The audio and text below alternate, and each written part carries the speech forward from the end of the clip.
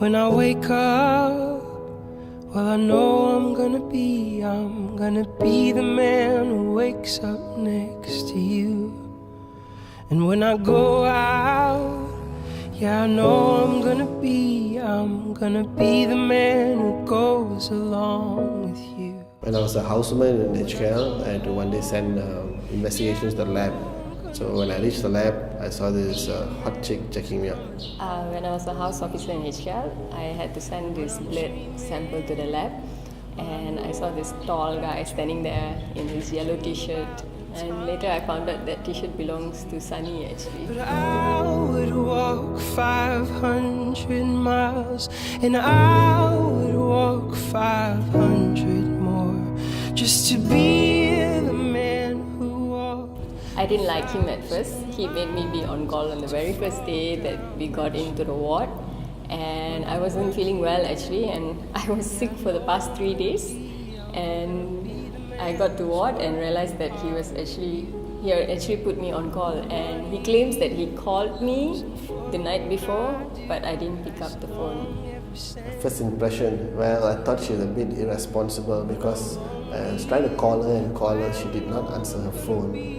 Well, I was not actually trying to chat her up or anything, I was actually wanting to find out about the upcoming on-call roster. And then the next day when she comes to work, she's like all scolding me, and I was like, what? But as I got to know him better, I realized that he was actually quite kind and a very smart person. And he was very helpful in my ward work, where he was helping to take the blood, especially from this famous unknown perempuan Cina patient we had in our ward. And then when I started working with her, that's when I realized she's a grade A houseman. She's has this pocket full of things, especially the stapler, which is very helpful. I just put my hand in, take it, use it, put back. And then she'll every day go and feed this old chronic lady in our ward. She first feed her with a spoon, and then she'll take a watermelon and put it. I remember bringing him out for dinner once, and he told me that it was the first time in 2 months that he's gone out to have a meal outside of the hospital because his car was in the workshop. And so it became like a regular thing where I started bringing him out for meals. And at this point, I was pretty sure he didn't have a car at all.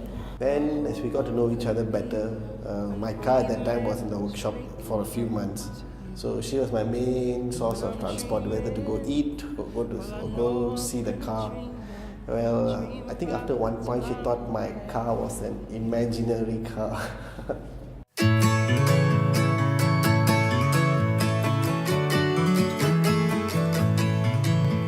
But I would walk 500 miles and I would walk 500 more just to be the girl who walked 1,000 miles to fall down at your door.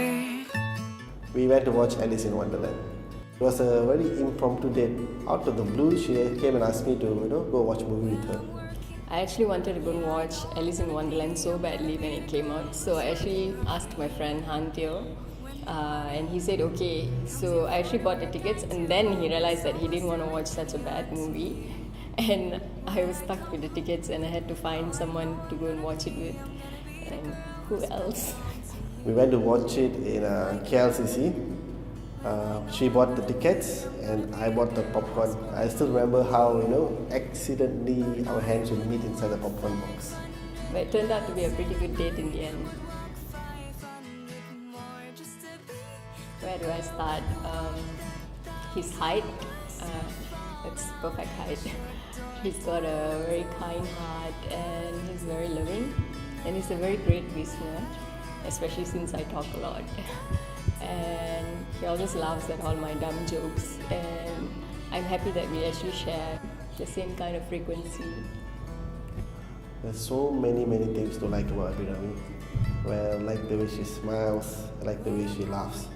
I like the way she takes very little time to put on makeup and get dressed. Well, I have to admit I'm the one normally late, but I like the way she takes care of me. I like the way she makes stupid lame-ass jokes, which are actually not funny, but the way she tells it is quite funny, such as the Kura Kura joke. She likes surprises, so I hid the ring in a Kinder Egg. Traveled to Phuket with our friends. I did not tell any of my friends because they suck at keeping secrets. So here is the video of the proposal. Like, will you marry me?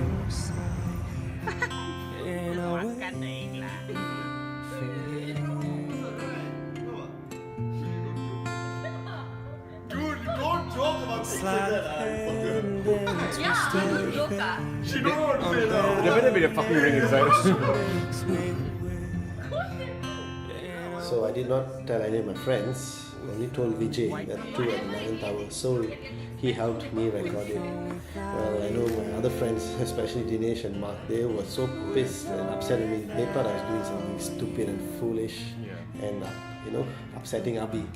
She had no clue whatsoever until she found a piece of paper. You give it all, but I want more. And I'm waiting for you. With or without you. With or without you. I can't live. With or without you. And you give yourself away. And you give yourself away. Well, they say a video shows more than 1,000 words.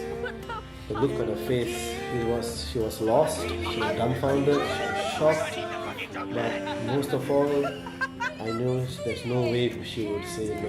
It was a definite yes. Body bruise, he's got it away. Nothing to win, and nothing left to lose. And you give yourself away. And you give yourself away.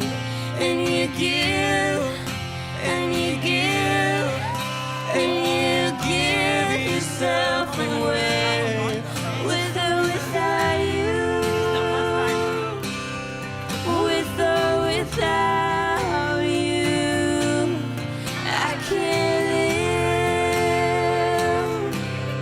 With or without you.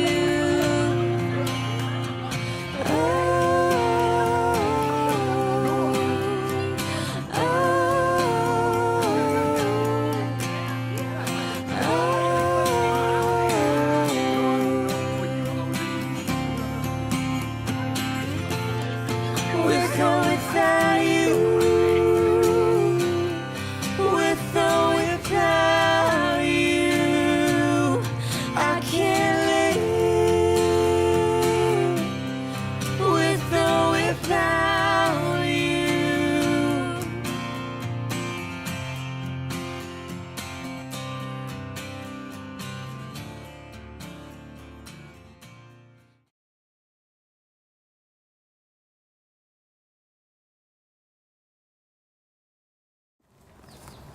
Hey guys, you all are still sitting and watching this film? What do you all expect, an after credit scene? Well, there's none. I think you all just should continue enjoying the party.